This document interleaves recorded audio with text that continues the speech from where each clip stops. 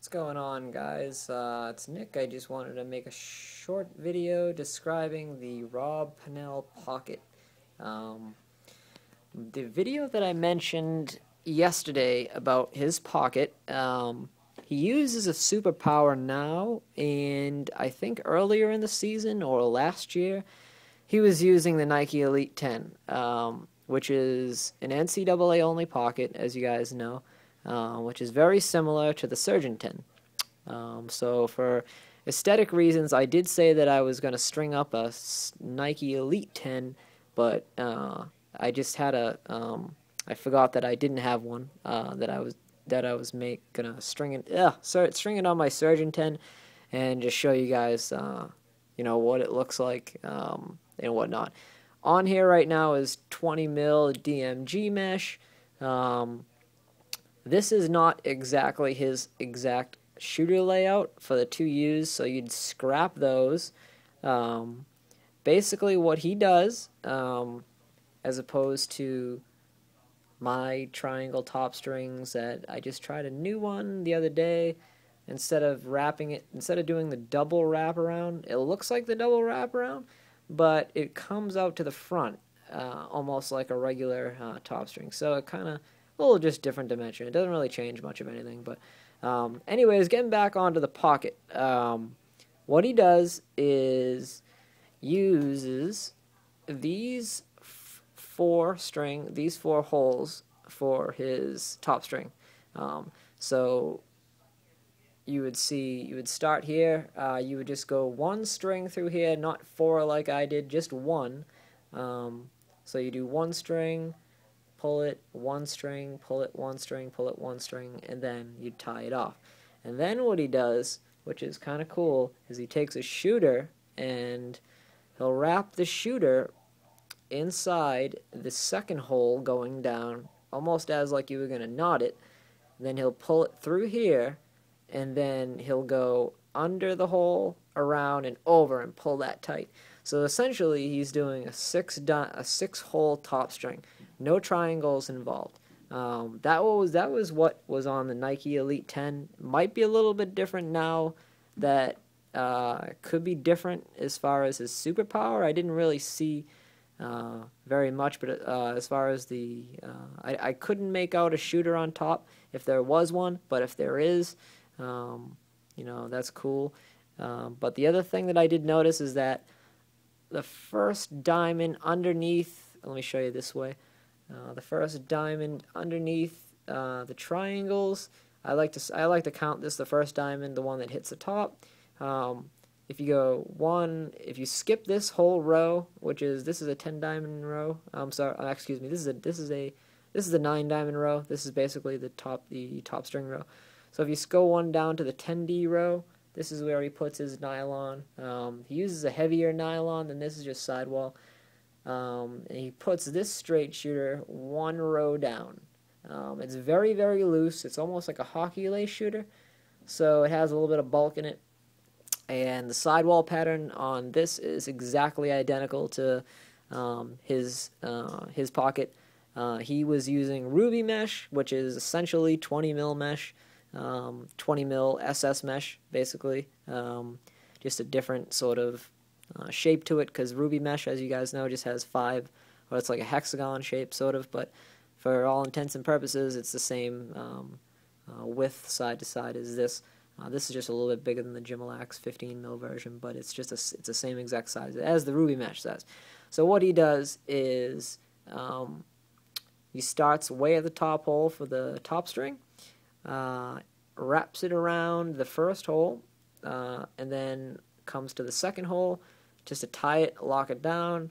He skips 2 holes, and then he knots it right there, and then it's an SI, SI, SI, SI, and then at the second to last, I'm sorry, not the second to last, the third from last, this hole right here is a stacked SI, SI, and then like a 1 tie-off. So essentially it's basically an SI pocket all the way down, just interlocking everything, because since the ruby mesh and the 20 mil mesh is a pretty wide diamond mesh, you can go all the way down with interlocks and not have to worry about the thing being two-channeled. It's a very baggy pocket. I mean, his pocket is, it shifts low to high, so it kind of sags down there when he's cradling and stuff like that. And then when he's shooting, it kind of plops back up. But I'm really liking this shooter setup. I like the two Vs, the straight and the nylon. When I get the ball in my stick, I notice that the ball hugs off that bottom 3DU, and then, I get such a nice release off this stick that it really doesn't even hit the nylon. I can't even feel like it's hitting the nylon, because up top is getting so much pressure being pulled up top that it doesn't even lip at all either. So it just gives you a really smooth release. You can feel the ball totally coming out of the stick so well. And as you can see, the channel on this is just so great, especially for an NCAA pocket. NCAA head, you don't really get the greatest channels as far as, since it's so wide. But with this one, I was able to pull it off. So just wanted to show you that. Firstly, let me just put that back, because, it's still same shaft. Nothing changed on that. I got some mesh in today. I actually got a silver superpower in to string up. I didn't know they made superpowers in silver. It was actually chrome before, but customer scratched all the chrome off. I guess it was chipping, and it was silver underneath. So like I said, I never knew they made silver superpowers. I mean, gray or silver or whatever you want to call it, because this is not dyed; it's factory. So, but I got some of this mesh in the mail, and it's the SS version. Excuse me, it's the SS version of. He calls it, I think, dirty mesh. I don't know what it was called, but anyways. Initial review, I'm sorry, this is East Coast. What am I talking about? I'm off all today. I got his mesh in the other room. I'm not going to bother going and get it. But anyways, I took it out of the package, and it was supposed to say 15 mil, but there was so much wax on it that it looked like it was 13. And I measured it up to a piece of 15. Didn't quite match up. And then when I went to go stretch it, all kinds of wax Christmas came off. So I just wanted to give you guys a tip.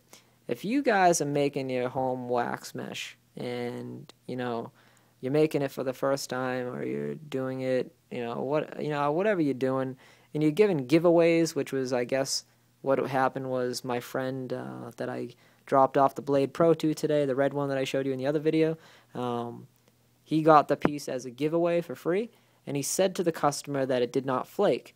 You will not make business to anybody. You will not make any mesh business if you advertise your mesh that it doesn't flake if you pull it apart and it's, coming off like confetti. There's nothing wrong with having a lot of wax on your net. I mean, it actually kind of makes it a little bit better because it gives it more grip.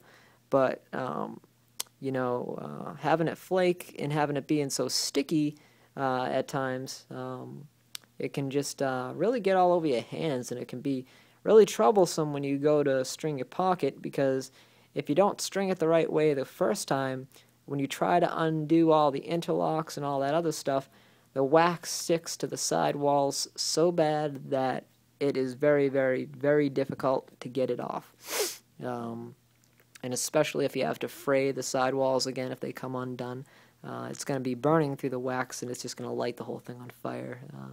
Which to some of you might think is cool, but to everybody else, it just doesn't work. So one tip I'll give you guys is the hair dryer. If there's too much wax on your mesh, use the hair dryer. It'll get some of it off. But props to people that are making it and trying, new things, which I, admire to anyone that's helping the lacrosse community. Another update is I got my stickers coming in from Weston from Colorado. I know you all guys know him. He's the big celebrity in Colorado. I know you're watching this, Weston, so if you are catching this, call you the celebrity. He hooked me up with a bunch of vinyl cutouts. Still not going to reveal what it's going to be to you guys until I make the dies and I make the sticks that I showed you the other day. I think it's going to look really cool. Weston's a really good designer. I'm sure whatever he sends me is going to be really good. So we collaborated on some ideas, and he did a really good I think he did a really good job on this stuff, even though I haven't seen it yet. I trust his word. So tomorrow I'm actually going to be sending him a piece of DMG for the first time. It's going to be an outlaw theme mesh. The only difference is that it's going to be black to orange to white. So it's going to look like an orange to white fade like you guys are normally used to seeing, like one color fades, but the orange and it's the orange at the top, and the middle is going to fade from orange to black going up. So it's going to look really cool. It's gonna really pop out on his stick. I think he's using the Houdini right now, a blue Houdini, but I do believe he has a bunch of other white heads and stuff, so I'm sure he'll string it up with some crazy sidewall and stuff like that. So, the only other thing is, yeah, no, I mentioned the stickers, and I'm about to string up this puppy right here.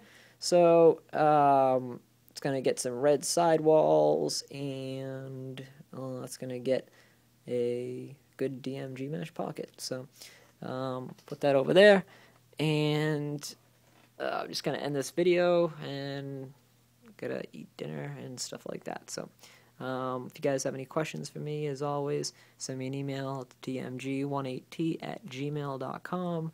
If you want to check out the website, it's http://dmg189.wix.com/dmgmesh. I know it's long, but once you get to the website, you'll like it. It's kind of cool. So, yeah. Last thing, if you guys want to throw in the comments, I was thinking of either keeping this head white or I was thinking of dyeing it navy. What do you guys think? Because I do like this gray one, and I wanted to make a stick for myself to match the Dixon jersey that I'm getting coming in from the Bayhawks. So I wanted to make sort of like a Bayhawk themed stick. Probably going to take this black shaft off and throw the Reebok one back on there because it has some navy and gray in it. And I'm absolutely in love with this shaft. You know, that's why I've kept it around for so long. It's been around since 2007 when I had the Maverick Juice on there when that came out for the first time. So, tell me if I should dye it gray or if I should dye it navy, and tell me what kind of pocket you guys should think I should put in there for colors. So, any ideas would help. Yeah. All right, guys. Have a good day. Talk to you soon, and I'll make another video with the superpowers strung up. All right. Peace.